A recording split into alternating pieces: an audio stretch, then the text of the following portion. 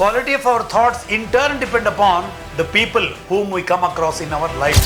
News ಪೇಪರ್ಸ್ನ ಅವ್ರು ಹಾಕ್ತಾ ಹಣ ಸಂಗ್ರಹ ಮಾಡಿಕೊಂಡು ಫೀಸ್ ಕಟ್ಟಿ ಅವರು ಓದಿರ್ತವ್ರು. ನಕಾರಾತ್ಮಕ ಭಾವನೆಗಳಿಂದ ನೀವು ಹೊರಗೆ ಬಂದ್ರೆಗೆ ಇದು ಸಾಧನೆಗೆ ಅದೊಂದು ಮಾರ್ಗವಾದೀತು ಅನ್ನೋ ಮಾತನ್ನು ಹೇಳಲಿಕ್ಕೆ ಇಷ್ಟಪಡ್ತೇನೆ. ದಿಮಾಗ್ ಮೇ ಐಸ್ ಫ್ಯಾಕ್ಟ್ರಿ, ಜುಬಾ ಪೆ ಶುಗರ್ ಫ್ಯಾಕ್ಟ್ರಿ, ದಿಲ್ ಮೇ ಲವ್ ಫ್ಯಾಕ್ಟ್ರಿ ಹೋ तो ಲೈಫ್ ಸ್ಯಾಟಿಸ್ಫ್ಯಾಕ್ಟ್ರಿ.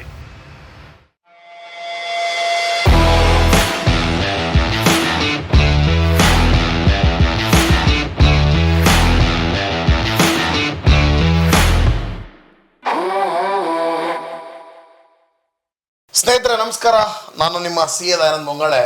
ಸ್ನೇಹಿತರೆ, ಸ್ಟಾಕ್ ಮಾರ್ಕೆಟ್ನಲ್ಲಿ ನಾವು ಹಣ ಗಳಿಸೋದು ಹೇಗೆ, ಹೆಡ್ಜಿಂಗ್ ಮಾಡೋದು ಹೇಗೆ ಅನ್ನೋದ್ರ ಬಗ್ಗೆ ನಾವೆಲ್ಲ ಲಕ್ಷ್ಯವನ್ನು ವಹಿಸ್ತೇವೆ. ಆದರೆ ಅತಿ ಹೆಚ್ಚಿನ ಗಮನ ನಾವು ಎಲ್ಲಿ ವಹಿಸ್ಬೇಕು ಅಂದರೆ ನಮ್ಮ ಸೈಕಾಲಜಿ ಮೇಲೆ, ನಮ್ಮ ಮನಸ್ಥಿತಿ ಮೇಲೆ, ನಮ್ಮ ಒಂದು ಆಲೋಚನೆಗಳು ಯೋಚನೆಗಳ ಮೇಲೆ ಅತಿ ಹೆಚ್ಚಿನ ಒಂದು ಗಮನವನ್ನು ವಹಿಸಬೇಕು. ಯಾಕಂದರೆ 97% of the traders lose money ಅಂತ ಹೇಳ್ತಾರೆ. ಅದು ತಪ್ಪಲ್ಲ, ಅದು ಸಹಜ ಹಾಗೂ ಸತ್ಯ ಕೂಡ. ಸೊ ಹಾಗಾದರೆ ಅವ್ರಿಗೆ ನಾಲೆಜ್ ಇಲ್ವಾ? ನಾಲೆಜ್ ಇರುತ್ತೆ, ಆದರೆ ಮಾನಸಿಕ ಒಂದು ಧೈರ್ಯಗಳನ್ನು ಕಡಿಮೆ ಮಾಡ್ಕೊಂಡಿರ್ತಾರೆ. ಸೊ ಹಾಗಾದರೆ ಪಾಸಿಟಿವ್ ಆಗಿರಬೇಕು ಅಂದರೆ ನಮಗೆ ಏನು ಬೇಕು, ಅದನ್ನು ಹೇಗೆ ರೂಢಿ ಮಾಡ್ಕೋಬೇಕು ಅನ್ನೋದು ನಮ್ಮ ಪ್ರಶ್ನೆ. ಸೈಕಾಲಜಿಕಲಿ ನಾವು ಸ್ಟ್ರಾಂಗ್ ಆಗಬೇಕು ಅಂದರೆ ಯಾವ್ಯಾವ ಸೂತ್ರಗಳನ್ನು, ಯಾವ ಒಂದು ಅಭ್ಯಾಸಗಳನ್ನು ನಾವು ರೂಢಿ ಮಾಡ್ಕೋಬೇಕು ಅಂತ ನನಗೂ ಕೂಡ ಭಾಳಷ್ಟು ದಿನ ಯಾರಾದರೂ ಒಬ್ಬರು ಎಕ್ಸ್ಪರ್ಟ್ ಮಾತಾಡಲಿ ಇದ್ರ ಬಗ್ಗೆ, ಅಥವಾ ಎಕ್ಸ್ಪೀರಿಯನ್ಸ್ ಇರ್ತಕ್ಕಂಥವ್ರು ಮಾತಾಡಲಿ ಅನ್ನೋದು ನನಗೆ ಭಾಳ ದಿನದ ಒಂದು ಆಲೋಚನೆ ಇತ್ತು. ಇವತ್ತಿನ ದಿನ ಪ್ರೊಫೆಸರ್ ಬಿ ನಂದ್ಯಾಲ್ ಅವರು ಇವತ್ತು ನಮ್ಮ ಜೊತೆಗಿದ್ದಾರೆ. ಅವರು ಸುಮಾರು 47 ವರ್ಷಗಳ ಎಕ್ಸ್ಪೀರಿಯನ್ಸ್ಗಳನ್ನು ತಮ್ಮ ಬಾಟನಿ ಸಬ್ಜೆಕ್ಟ್ನಲ್ಲಿ ಪಾಠ ಮಾಡೋದು ಅಷ್ಟೇ ಅಲ್ಲ, ಅವರು ತುಂಬ ಫೇಮಸ್ ಇರ್ತಕ್ಕಂಥದ್ದು ಕೂಡ ಮೋಟಿವೇಶ್ನಲ್ ಸ್ಪೀಕರ್ ಆಗಿ. ಸಾವಿರಾರು ಯುವಕರಿಗೆ ಇವರು ತಮ್ಮ ಒಂದು ಮೋಟಿವೇಶ್ನಲ್ ಸ್ಪೀಕರಿಂದ ತಮ್ಮ ಮೋಟಿವೇಶ್ನಲ್ ಸ್ಕಿಲ್ಸ್ಗಳನ್ನು ಹೇಳ್ಕೊಡೋದ್ರಿಂದ ಅತಿ ಉನ್ನತವಾದಂಥ ಒಂದು ಜೀವನದಲ್ಲಿ ನೋಡಲಿಕ್ಕೆ ಇವರು ಸಹಾಯ ಕೂಡ ಮಾಡಿದ್ದಾರೆ. ಸೊ ಹಾಗಾದರೆ ನಾವು ನಮ್ಮ ಒಂದು ಯೂಟ್ಯೂಬ್ ಚಾನಲ್ನಲ್ಲಿ ಇವತ್ತು ಮಾನಸಿಕವಾಗಿ ಹೇಗೆ ನಾವು ಸದೃಢರಾಗಿರಬೇಕು ಅನ್ನೋದನ್ನು ತಿಳ್ಕೊಳ್ಳೋಣ.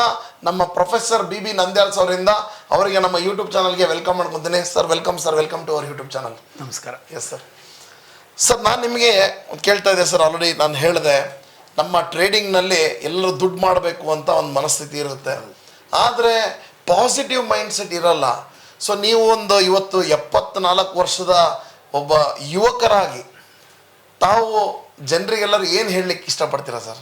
ಓಕೆ, ಮೊಟ್ಟ ಮೊದಲು ಸಿ ಎ ದಯಾನಂದ್ ಬೊಂಗಾಳೆ ಅವರ ಯೂಟ್ಯೂಬ್ ಚಾನಲಿನ ವೀಕ್ಷಕರಿಗೆ ನಾನು ನಮಸ್ಕರಿಸ್ತೇನೆ, ನನ್ನ ನಮನಗಳನ್ನು ಸಲ್ಲಿಸ್ತಾ ಇದ್ದೇನೆ. Thank you sir. ಇವತ್ತು ಬಹಳ ಸಂತೋಷವಾಗಿದೆ. ನಾನು ವಿಜೇಂದ್ರರ ಜೊತೆಗೆ ಈ ಇನ್ಸ್ಟಿಟ್ಯೂಟ್ಗೆ ಕಾಲಿಟ್ಟಾಗ ಇಲ್ಲಿಯ ಆಂತರಿಕ ವ್ಯವಸ್ಥೆ, ಇನ್ಫ್ರಾಸ್ಟ್ರಕ್ಚರ್ ನೋಡಿದಾಗ, ಎಲ್ಲ ವಿದ್ಯಾರ್ಥಿಗಳ ಸಮೂಹವನ್ನು ಕಂಡಾಗ ಅವರೆಲ್ಲ ಉತ್ಸಾಹದಿಂದ ದಯಾನಂದ್ ಅವರ ಮಾತುಗಳನ್ನು ಕೇಳ್ತಾ ಇದ್ದರು.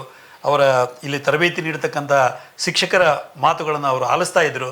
ಅದು ನೋಡಿ ನಮಗೆ ತುಂಬ ಸಂತೋಷ ಆಗಿದೆ. ಜೀವನದಲ್ಲಿ ಹಣ ಗಳಿಸೋದು ಬಹಳ ಮುಖ್ಯ. ಯಾಕಂದರೆ ಕೇವಲ ಆರೋಗ್ಯದಿಂದ ಮನುಷ್ಯ, ಆರೋಗ್ಯದ ಜೊತೆಗೆ ಹಣನೂ ಬೇಕು ಅಂತಂದು ಹೇಳ್ತಾರೆ. ಆ ನಿಟ್ಟಿನಲ್ಲಿ ಇವತ್ತು ಸ್ಟಾಕ್ ಮಾರ್ಕೆಟಿನಲ್ಲಿ ಇವರು ಪಡೆದಂಥ ಅನುಭವ, ತಾವೇ ಸ್ವತಃ ಸಿ ಎ ಆಗಿ ಎಲ್ಲರಿಗೂ ಒಂದು ಮಾರ್ಗದರ್ಶನ ಮಾಡ್ತಾ ಇದ್ದಾರಲ್ಲ, ಅದಕ್ಕಾಗಿ ನಾನು ಮೊದಲು ಅವರಿಗೆ ಹಾರ್ದಿಕ ಅಭಿನಂದನೆಗಳನ್ನು ಸಲ್ಲಿಸ್ತಾ ಇದ್ದೇನೆ. ಥ್ಯಾಂಕ್ ಯು ಸರ್, ನಿಮ್ಮ ಆಶೀರ್ವಾದ ಸರ್. ಓಕೆ, ಈಗ ಅವ್ರು ಹೇಳ್ತಾ ಇದ್ದರು, ಯಾವಾಗಲೂ ಮನುಷ್ಯ ಒಂದು ಉತ್ಸಾಹವನ್ನು ಕಳೆದುಕೊಳ್ಳದೆ ಈ ವ್ಯವಸ್ಥೆಯಲ್ಲಿ ತಮ್ಮನ್ನು ತಾವು ತೊಡಗಿಸ್ಕೋಬೇಕಾದ್ರೆ ಏನು ವಿಚಾರಗಳನ್ನು ಹೊಂದಿರಬೇಕು? ಎಕ್ಸಾಕ್ಟ್ಲಿ ಸರ್, ಯಾಕಂದರೆ ಮಾನಸಿಕವಾಗಿ ಸ್ಟಾಕ್ ಮಾರ್ಕೆಟ್ನ ಇಂಟೆಲಿಜೆನ್ಸ್ ಇರುತ್ತೆ, ಬಟ್ ಈಗ ಏನಾಗುತ್ತೆ, ಸೈಕಾಲಜಿಕಲಿ ಅವರು ಸ್ಟ್ರಾಂಗ್ ಆಗಿರಬೇಕು ಅಂದ್ರೆ ಏನೇನು ಸೂತ್ರಗಳನ್ನು ಮಾಡಬಹುದು ಅಂತ ಹೇಳಿದ್ರೆ ನಮ್ಮ ಎಲ್ಲ ವೀಕ್ಷಕರಿಗೆ, ಸ್ನೇಹಿತರುಗಳಿಗೆ ಹೆಲ್ಪ್ ಆಗುತ್ತೆ ಸರ್. ನಾನೊಂದು ಕೋಟ್ ಹೇಳಲಿಕ್ಕೆ ಇಷ್ಟಪಡ್ತೇನೆ. Everybody wants to become somebody, anybody can become somebody, you need somebody to become somebody. ಆ ನಿಟ್ಟಿನಲ್ಲಿ ಇವತ್ತು ಸ್ಟಾಕ್ ಮಾರ್ಕೆಟ್ನಲ್ಲಿ ಏನಾದರೂ ಅಚೀವ್ಮೆಂಟ್, ಸಾಧನೆ ಮಾಡಬೇಕು ಅಂತ ಹೇಳಿ ಆ ತುಡಿತದಿಂದ ನೀವೆಲ್ಲ ಇಲ್ಲಿ ವೀಕ್ಷಕರಿದ್ದೀರಲ್ಲ, ಅವರಿಗೆ ಸಂಬಡಿ ಆಗೋರು ಯಾರು ಅಂತ ಹೇಳಿದರೆ ದಯಾನಂದ್ ಅವರು. ಅವರ ಮಾರ್ಗದರ್ಶನದಲ್ಲಿ ನೀವೇನಾದರೂ ಸಾಧನೆಯನ್ನು ಮಾಡಬಹುದು ಅಂತೇಳಿ, ಈ ಸಾಧನೆಯನ್ನು ಮಾಡುವಾಗ ಯಾವ ಅಂಶಗಳನ್ನು ನಾವು ವ್ಯವಸ್ಥಿತವಾಗಿ ಇಟ್ಕೊಂಡು ಹೋಗಬೇಕು ಅನ್ನೋ ನಿಟ್ಟಿನಲ್ಲಿ ನಾನು ಹೇಳಲಿಕ್ಕೆ ಇಷ್ಟಪಡ್ತೇನೆ. ಮೊಟ್ಟ ಮೊದಲು ನಿಮಗೆಲ್ಲರಿಗೂ ಬೇಕಾಗಿರೋದು ಧನಾತ್ಮಕ ಚಿಂತನೆ, ಪಾಸಿಟಿವ್ ಆಲೋಚನೆಗಳಿರಬೇಕು. ಯಾವ ಕಾರಣಕ್ಕೂ ಕೂಡ ನೆಗೆಟಿವಿಟಿ ನಿಮ್ಮಲ್ಲಿ ಇರಬಾರ್ದು. ನೆಗೆಟಿವ್ ಥಾಟ್ಸ್, ನಕಾರಾತ್ಮಕ ಭಾವನೆಗಳಿಂದ ನೀವು ಹೊರಗೆ ಬಂದರೆ ಇದು ಸಾಧನೆಗೆ ಅದೊಂದು ಮಾರ್ಗವಾದೀತು ಅನ್ನೋ ಮಾತನ್ನು ಹೇಳಲಿಕ್ಕೆ ಇಷ್ಟಪಡ್ತೇನೆ. ನಾನು ನೋಡಿ, the quality of our life depends upon the quality of our thoughts. Quality of our thoughts in turn depend upon the people whom we come across in our life ಅಂತ ಹೇಳ್ತೀವಿ. ಅಂದರೆ ನಮ್ಮ ಜೀವನ ಶೈಲಿ ನಮ್ಮ ಆಲೋಚನೆಗಳನ್ನು ಅವಲಂಬಿಸಿರ್ತದೆ. ನಮ್ಮ ಆಲೋಚನೆಗಳನ್ನು ಯಾವನ್ನು ಅವಲಂಬಿಸಿವೆ ಅಂತ ಹೇಳಿದರೆ, ನಮ್ಮ ಜೀವನದಲ್ಲಿ ನಮ್ಮಲ್ಲಿ ಸಂಪರ್ಕಕ್ಕೆ ಬರ್ತಕ್ಕಂಥ ವ್ಯಕ್ತಿಗಳು, ನೀವೆಲ್ಲರೂ ಇವತ್ತು ದಯಾನಂದ್ ಅವರ ಸಂಪರ್ಕಕ್ಕೆ ಬಂದಿದ್ದೀರಾ. ಅವರ ಸಂಪರ್ಕದಿಂದ ಈ ಸಾಧನೆ ಸಾಧ್ಯವಾಗ್ತದೆ ಅಂತ ಮಾತನ್ನು ಹೇಳಲಿಕ್ಕೆ ಇಷ್ಟಪಡ್ತೇನೆ. ಒಂದು ಮಾತು, it is the thought that matters ಅನ್ನೋ ಒಂದು ಶೀರ್ಷಿಕೆಯಡಿ ಒಂದು ಚಿಕ್ಕ ಘಟನೆಯನ್ನು ನಿಮಗೆ ನಾನು ಹೇಳ್ತೇನೆ. There was an old man who wanted to sow potato. ಆಲೂಗಡ್ಡೆ ಬೆಳಿಬೇಕು ಅವನ ಯೋಚನೆ ಅದು. ಅವನಿಗೆ ವಯಸ್ಸಾಗಿಬಿಟ್ಟಿದೆ. ಆದರೆ ಈ ಆಲೂಗಡ್ಡೆ ಬೆಳಿಬೇಕಾದ್ರೆ ಪ್ಲಫಿಂಗ್ ಬೇಕು, ಉಳಿಮೆ ಮಾಡಬೇಕು. ಆ ಸಾಮರ್ಥ್ಯ ಅವನಲ್ಲಿ ಇಲ್ಲ. ಆಗ ಅವನಿಗೇನು ಯೋಚನೆ ಬರ್ತದೆ ಅಂದರೆ, ಅವನ ಒಬ್ಬನೇ ಒಬ್ಬ ಮಗ, ಅವನು ಜೈಲಿನಲ್ಲಿರ್ತಾನೆ. ಅವನ ಬಗ್ಗೆ ಯೋಚನೆ ಬಂದು ಮಗನಿಗೆ ಒಂದು ಪತ್ರ ಬರೀತಾನೆ ತಂದೆ. ಏನಂತ ಹೇಳಿ, your mother loved potato sowing, but alas I am unable to sow potatoes because it is difficult for me to plough the land. Had you been here you would have helped me. ನೀನಿದ್ದಿದ್ರೆ ನನಗೆ ಸಹಾಯ ಮಾಡ್ತಿದ್ದಿ, ಆದರೆ ಏನು ಮಾಡೋದು, ನೀನು ಜೈಲಿನಲ್ಲಿದೆಯಾ ಅಂಥೇಳಿ ಒಂದು ಪತ್ರ ಬರ್ದ. ಮಗ ಪತ್ರ ನೋಡಿ ಏನು ಒಂದು ಟೆಲಿಗ್ರಾಮ್ ಕಳಿಸ್ತಾನೆ ತಂದೆಗೆ. ಏನಂಥೇಳಿ, dad don't dig the land, it is where I have buried gold ಅಂತ ಒಂದು ಟೆಲಿಗ್ರಾಮ್ ಕಳಿಸ್ತಾನೆ. ಅದು ಟೆಲಿಗ್ರಾಮ್ನ ಅಲ್ಲಿ ಅಥಾರಿಟೀಸ್, ಪೊಲೀಸ್ ಅಥಾರಿಟೀಸ್ ಎಲ್ಲ ನೋಡಿದ ಕೂಡಲೇ, ಓಹೋ ಇವನು ಗೋಲ್ಡ್ ಇಟ್ಟಿದಾನ, ಅಲ್ಲಿ ನಡ್ರಿ ಅಂಥೇಳಿ next day morning 10 FBI persons along with police force, they go there and started digging the land. ಎಲ್ಲಿ ಏನಿಲ್ಲ, ಅಲ್ಲಿ ಗೋಲ್ಡೇ ಇಲ್ಲ, ಅಲ್ಲಿ ನೆಲ ಉಳಿಮೆ ಆಯಿತು. ಇವು ತಂದೆ ನೋಡ್ತಾ ಇದ್ದ ಅದನ್ನ, ಏನು ಹಿಡಿತಿದ್ದು ಅಂಥೇಳಿ ಆಶ್ಚರ್ಯ ಆಗಿ ಮತ್ತೆ ಮಗನಿಗೆ ಪತ್ರ ಬರೆದ. So many people came here, they dug the land and went away ಅಂತ ಹೇಳಿ. ಅವನು ಹೇಳ್ತಾನೆ ಅವಾಗ, ಮಗ, it is what I can do sitting here inside the jail, now you can proceed with your potato sowing ಅಂತ. ಇಲ್ಲಿ ಜೈಲಿನಲ್ಲಿ ಇದ್ದರೂ ಕೂಡ ನಾನು ನಿನಗೆ ಈ ರೀತಿ ಸಹಾಯ ಮಾಡಿದೆ, ನೀನು ಇನ್ನು ಪೊಟ್ಯಾಟೊ ಬೆಳೆಯಪ್ಪ ಅಂತ ತಂದೆಗೆ ಹೇಳ್ದ. ಅಂದರೆ it doesn't matter where you are, where the person is, it is the thought that matters. ನಿಮ್ಮ ಯೋಚನೆಗಳೇ ನಿಮ್ಮ ಯಶಸ್ಸಿಗೆ ಕಾರಣ ಆಗ್ತವೆ ಅನ್ನೋ ನಿಟ್ಟಿನಲ್ಲಿ ಈ ಸಣ್ಣ ಘಟನೆಯನ್ನು ನಾನು ನಿಮಗೆ ಹೇಳೀನಿ. ಅದರಿಂದ ಸಕ್ಸಸ್ ಅಂದ್ರೆ ಏನು, ಇಟ್ ಈಸ್ ಯಾಕಂದ್ರೆ ಸಕ್ಸಸ್ ಅಂದ್ರೆ ಏನು ಅಂತ ನನಗೆ ಪ್ರಶ್ನೆ ಬರ್ತಾ ಇದೆ. Success is nothing but moving from failure to failure without losing enthusiasm. ನಿಮ್ಮ ಉತ್ಸಾಹ ಕಳ್ಕೊಳ್ದೇನೆ, ನಿಮ್ಗೆ ಎಷ್ಟೇ ಸಾರಿ ಅದರಲ್ಲಿ ಯಶಸ್ಸು ಸಿಕ್ಕಿಲ್ಲ ಅಂತ ಹೇಳಿದ್ರು ಕೂಡ, ಈಗ ಒಂದು ಸ್ಟಾಕಲ್ಲಿ ಏನೋ ನೀವು ಇನ್ವೆಸ್ಟ್ ಮಾಡ್ತೀರಾ, ಅಲ್ಲಿ ನಿಮಗೇನು ಲಾಭ ಸಿಗಲಿಕ್ಕಿಲ್ಲ, ಆದರೆ ಈ ಉತ್ಸಾಹ ಕಳೆದುಕೊಳ್ಳದೆ ಮತ್ತೆ ಮತ್ತೆ ನೀವು ಪ್ರಯತ್ನ ಮಾಡೋ ಮೂಲಕ ಇವರ ದಯಾನಂದ್ ಅವರ ಮಾರ್ಗದರ್ಶನ ನಿಮ್ಮ ಜೊತೆಗಿರ್ತದೆ, ಆಗ ನಿಮಗೆ ಯಶಸ್ಸು ಸಿಗ್ತದೆ ಅನ್ನೋ ಮಾತನ್ನು ನಾನು ಹೇಳಲಿಕ್ಕೆ ಇಷ್ಟಪಡ್ತೇನೆ. Yes sir. ಸರ್, ಅದ್ರ ಜೊತೆಗೆ ನೀವು ಒಂದು ಯಾವಾಗಲೂ ಹೇಳ್ತಾ ಇರ್ತೀರಿ ಸರ್, ನಮ್ಮದು ಸಕ್ಸಸ್ ಅಂದರೆ ಏನು ಅಂತ ಹೇಳ್ತಾ ಇರ್ತೀರ. ಅಂದರೆ ಒಂದು ಹ್ಯಾಪಿನೆಸ್ ಇರೋದೇ ಸಕ್ಸಸ್ಸು. ಆಮೇಲೆ ನೀವು ಆಗಲೇ ಮಾತಾಡೋದು ಕೇಳಿಸ್ಕೊಂತ ಇದ್ದ, ಅದು APJ ಅಬ್ದುಲ್ ಕಲಾಂ ಅವರ ಸ್ಟೋರಿ ಭಾಳ ಚೆನ್ನಾಗಿ ಹೇಳಿದ್ರಿ ನನಗೆ. ಸೊ ಅದನ್ನು ಎಲ್ಲರಿಗೂ ಹೇಳಿದ್ರೆ ತುಂಬ ನನಗೆ ಸಂತೋಷ ಆಗುತ್ತೆ ಸರ್. ಓಕೆ. ನೋಡಿ, the motto of our life is to be happy. The way to be happy is to keep others happy ಅಂತ ಹೇಳಿ ಒಂದು ಕೋಟ್ ಇದೆ. ಇದು ಕಲಾಂ ಅವರ ಕೋಟದು, ಅಬ್ದುಲ್ ಕಲಾಂ ಅವ್ರ ಕೋಟು. ಒಬ್ಬ ವ್ಯಕ್ತಿ, ನಿಮಗೆ ಗೊತ್ತು, ಮೊದಲು ನಾನು ಅಬ್ದುಲ್ ಕಲಾಂ ಅವ್ರ ಬಗ್ಗೆನೇ ಹೇಳಬೇಕು. ಇವೆಲ್ಲ ಮಾಹಿತಿ ನಿಮ್ಗೆ ಗೊತ್ತಿರ್ತವೆ. ಅವರಿಗೆ ಮಿಸೈಲ್ ಮ್ಯಾನ್ ಅಂತ ಇಡೀ ಜಗತ್ತು ಅವರನ್ನು ಕೊಂಡಾಡ್ತಾ ಇದೆ. ಮಿಸೈಲ್ ಮ್ಯಾನ್ ಅಂತೇಳಿ, ಕ್ಷಿಪಣಿ ಮನುಷ್ಯ ಅಂಥೇಳಿ. ಆ ವ್ಯಕ್ತಿ ಏನೆಲ್ಲ ಸಾಧನೆ ಮಾಡಿದರು. ಮೊದಲು ತಾವು ಪ್ರೈಮರಿ ಸ್ಕೂಲ್ನಲ್ಲಿದ್ದಾಗ ವೃತ್ತ ಪತ್ರಿಕೆಗಳನ್ನು ನ್ಯೂಸ್ ಪೇಪರ್ಸ್ನ ಅವ್ರು ಹಾಕ್ತಾ ಹಣ ಸಂಗ್ರಹಣೆ ಮಾಡಿಕೊಂಡು ಫೀಸ್ ಕಟ್ಟಿ ಅವರು ಓದಿದ್ದವರು. ಅಂಥ ಒಬ್ಬ ಪರಿಶ್ರಮ ಪೂರ್ಣ ವ್ಯಕ್ತಿ ಮುಂದೊಂದು ದಿನ ಏನು ಭಾರತದ ಅತ್ಯುನ್ನತ ಅವಾರ್ಡ್ಸ್ ಅಂತ ನಾವೇನು ಕರಿತೇವೆ, ಅದು ಪದ್ಮಶ್ರೀ, ಪದ್ಮವಿಭೂಷಣ, ಭಾರತ ರತ್ನ ಎಲ್ಲ ಪ್ರಶಸ್ತಿಗಳನ್ನು ಅವರು ಪಡ್ಕೊಳ್ಳೋದಲ್ಲದೆ ಭಾರತದ ರಾಷ್ಟ್ರಪತಿಗಳು ಕೂಡ ಆದರು. ಅಂಥ ಒಬ್ಬ ವ್ಯಕ್ತಿಗೆ ಫಾರಿನ್ಗೆ, ವಿದೇಶಕ್ಕೆ ಹೋದರೆ ಅವ್ರು ಯಾವ ದಿವಸ ಆ ದೇಶ ವಿಸಿಟ್ ಮಾಡಿರ್ತಾರೋ, ಭೇಟಿ ಕೊಟ್ಟಿರ್ತಾರೋ ಅವತ್ತೇ ಅಲ್ಲಿ ಸೈನ್ಸ್ ಡೇ ಅಂತ ಹೇಳಿ ಅಬ್ಸರ್ವ್ ಮಾಡಿ ಅವ್ರಿಗೆ ಆ ಗೌರವವನ್ನು ಜನ ಸಲ್ಲಿಸ್ತಾ ಇದ್ರು. ಹಾಗಿದ್ದಾಗ ಕಲಾಂ ಅವ್ರಿಗೆ ಅವನು ಪ್ರಶ್ನೆ ಕೇಳ್ತಾನೆ ಒಂದು, ಕಲಾಂ ಅವರೇ, ನಿಮ್ಮ ಜೀವನದ ಅತ್ಯಂತ ಸಂತಸದ ಕ್ಷಣ ಯಾವುದು, the happiest moment of your life ಏನು ಅಂತ ಕೇಳಿದಾಗ ಅವನು ನಿರೀಕ್ಷೆ ಇಟ್ಕೊಂಡಿದ್ದೇನೋ, ನನಗೆ ಭಾರತ ರತ್ನ ಸಿಕ್ಕಾಗ ಭಾಳ ಖುಷಿ ಆಯಿತು, ಪ್ರೆಸಿಡೆಂಟ್ ಆದಾಗ ಖುಷಿ ಆಯಿತು, ಇಸ್ರೋ DRDO ಡೈರೆಕ್ಟರ್ ಆದಾಗ ನನಗೆ ಖುಷಿಪಟ್ಟೆ ಅಂತ ಹೇಳ್ಬೋದು ಏನಾದರೂ ಅಂತ ಹೇಳಿ ತಿಳ್ಕೊಂಡಿರ್ತಾನೆ. ಆದರೆ ಅವರು ಕೊಟ್ಟಂಥ ಉತ್ತರ ನೀವು ಕೇಳಿಬಿಟ್ರೆ ನಮಗೆಲ್ಲರಿಗೂ ಆಶ್ಚರ್ಯ ಆಗ್ತದೆ.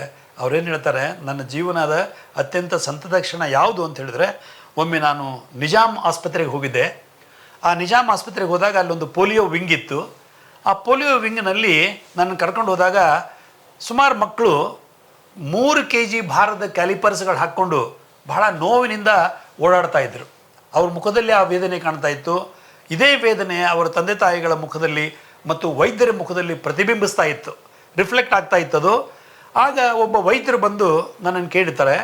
ಕಲಾಂ ಅವ್ರಿಗೆ ಕೇಳಿದ ಕೂಡಲೇ ಏನು ಕೇಳಿದ್ರು ಅವರು ಅಂದ್ರೆ, ಕಲಾಂ ಅವರೇ, ನೀವು ಜೀವನದೊಳಗೆ ಎಲ್ಲ ಸಾಧನೆ ಮಾಡಿದಿರಪ್ಪ, ನಮ್ಮ ಮಕ್ಕಳಿಗೆ ಏನಾದರೂ ಹಗುರಾದ ಕ್ಯಾಲಿಪರ್ಸ್ಗಳನ್ನು ಮಾಡಿಕೊಡ್ಲಿಕ್ಕೆ ಆಗ್ತದಾ ಅಂತ ಹೇಳಿ ಒಂದು ಪ್ರಶ್ನೆ ಇಟ್ಟಾಗ ನೇರವಾಗಿ ಕಲಾಂ ಅವರು ಬೆಂಗಳೂರಿನ ಇಸ್ರೋಗೆ ಬರ್ತಾರೆ.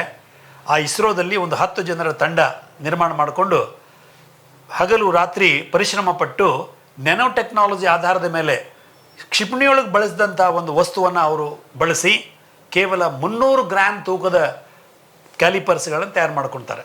ಆ ವಸ್ತು ಹೇಗಿತ್ತು ಅಂತ ಹೇಳಿದರೆ ಲೋಹಕ್ಕಿಂತ ಹಗರಾದದ್ದು, ಆದರೆ ಕಾರ್ಯಕ್ಷಮತೆಯೊಳಗೆ ಅತ್ಯುತ್ತಮವಾದಂಥ ಒಂದು ವಸ್ತುವನ್ನು ಬಳಸಿ 300 ಗ್ರಾಮ್, 3 kgಯಲ್ಲಿ 300 ಗ್ರಾಮ್ ಇಲ್ಲಿ ಕೇವಲ 300 ಗ್ರಾಮ್ ತೂಕದಲ್ಲಿ ಕ್ಯಾಲಿಪರ್ಸ್ಗಳನ್ನ ಹೌದು ವೆಯ್ಟ್ ಅಷ್ಟು ಮಾಡಿಕೊಂಡು ನೇರವಾಗಿ ಅವರು ನಿಜಾಮ್ ಹಾಸ್ಪಿಟ್ಲಿಗೆ ಹೋಗಿ ಆ ಮಕ್ಕಳಿಗೆ 3 kg ಭಾರದ ಕ್ಯಾಲಿಪರ್ಸ್ಗಳನ್ನ ತೆಗೆದುಬಿಟ್ಟು 300 ಗ್ರಾಮ್ ತೂಕದ ಕ್ಯಾಲಿಪರ್ಸ್ಗಳನ್ನು ಜೋಡಿಸ್ತಾರೆ. ಹಗರದವಲ್ಲ, ಬಹಳ ಖುಷಿಯಿಂದ ಮಕ್ಕಳು ಓಡಾಡ್ಲಿಕ್ಕೆ ಪ್ರಾರಂಭ ಮಾಡಿಬಿಡ್ತವೆ. ಅವ್ರಿಗೆ ತಂದೆ ತಾಯಿಗಳ ಕಣ್ಣಲ್ಲಿ ಆನಂದ ಬಾಷ್ಪ, ವೈದ್ಯರ ಕಣ್ಣಲ್ಲಿ ಆನಂದ ಬಾಷ್ಪ. ಅದನ್ನೆಲ್ಲ ನೋಡಿದಾಗ ಕಲಾಮರು ಹೇಳ್ತಾರೆ, ನನಗೆ ಅರಿವಿಲ್ಲದೆ ನನ್ನ ಕಣ್ಣಲ್ಲಿ ನೀರು ಬಂದಿದ್ವು ಆ ಸೀನ್ ನೋಡಿದಾಗ. ಅದು ನನ್ನ ಜೀವನದ ಅತ್ಯಂತ ಸಂತಸದ ಕ್ಷಣ ಅಂತ ಹೇಳ್ತಾರೆ. ನನ್ನಿಂದಾಗಿ ಇವರೆಲ್ಲರೂ ಖುಷಿ ಪಡ್ತಾರಲ್ಲ, ಅವಾಗ ನಮ್ಗೆ ಖುಷಿ ಆಗ್ತದೆ ಅಂತ ಹೇಳಿ ಒಂದು ಹಿಂದಿ 4 ಸಾಲನ್ನ ಹೇಳಲಿಕ್ಕೆ ಇಷ್ಟಪಡ್ತೇನೆ. जियो तो ऐसे जियो, जियो तो ऐसे जियो, कोई अगर हंसे तुम्हारे वजह से हंसे, ना के तुम पर हंसे. कोई अगर रोए तुम्हारे लिए रोए, ना के तुम्हारे वजह से रोए. जरूरी नहीं कि सबको पसंद आए, जिंदगी ऐसे जियो कि रब को पसंद आए. ಹಾಗೆ ಯಾರಾದರೂ ನಿಮ್ಮಿಂದಾಗಿ ನಗಲಿ, ನಗೋದಾದರೆ ನಿಮ್ಮಿಂದಾಗಿ ನಗಲಿ, ನಿಮ್ಮನ್ನು ನೋಡಿ ನಗೋದು ಬೇಡ. ನಿಮ್ಮನ್ನು ನೋಡಿ ನಗೋದು ಬೇಡ ಅಂತ ಹೇಳಿದರೆ ನೀವು ಚೆನ್ನಾಗಿ ಸ್ಥಿತಿವಂತರಿರಬೇಕು. ಆ ಸ್ಥಿತಿವಂತರು ಆಗಬೇಕು ಅಂತ ಹೇಳಿದರೆ ಇಲ್ಲಿ ಸೂಕ್ತ ಮಾರ್ಗದರ್ಶನ ದಯಾನಂದರದಿದೆ. ಆ ಪ್ರಕಾರ ನೀವು ಅದರಲ್ಲಿ ತೊಡಗಿಕೊಳ್ಳ್ರಿ ಉತ್ಸಾಹದಿಂದ. ಎಲ್ಲಾದರೂ ಕಲೀಲಿ, ಯಾಕಂದ್ರೆ ನಾನು ಹೇಳೋದು ಯಾವಾಗಲೂ ಪ್ರತಿ ಸರಿ ಹೇಳ್ತಾ ಇರ್ತೇನೆ, ಎಲ್ಲಾದರೂ ಕಲೀರಿ. ಕಲಿಕೆ ಭಾಳ ಇಂಪಾರ್ಟೆಂಟ್. ಎಲ್ಲೇ ಸಿಕ್ಕಿಲ್ಲ, ನಾನಂತೂ ಯಾವಾಗಲೂ ಇದ್ದೇನೆ, ನಿಮಗೋಸ್ಕರ ಇದ್ದೇನೆ. ಎಲ್ಲರ ಹಾರೈಕೆ, ವಿಶಸ್, ಪ್ರೇಯರ್ಸ್, ನನಗೆ blessings I try my best to teach. ನನಗೆ ಗೊತ್ತಿರ್ತಕ್ಕಂಥ ಎಷ್ಟೇ ಇದ್ರು ಅದು ಹೇಳ್ಕೊಡ್ತೇನೆ ಸರ್. ನಾವು ಯಾವುದೋ ಒಂದು ಕಾರ್ಯಕ್ರಮ ಕಂಡಕ್ಟ್ ಮಾಡುವಾಗ ಏನು ಮಾಡ್ತೇವೆ, ಮೊದಲು ಜ್ಯೋತಿ ಬೆಳಗಿಸೋ ಮೂಲಕ ಕಾರ್ಯಕ್ರಮದ ಉದ್ಘಾಟನೆ ಅಂತ ಮಾಡ್ತೀವಿ. ಆ ಜ್ಯೋತಿ ಬೆಳಗುವಾಗ ಬತ್ತಿ ಎಲ್ಲಿಂದ ಬರ್ತದೆ? ಹತ್ತಿಯಿಂದ.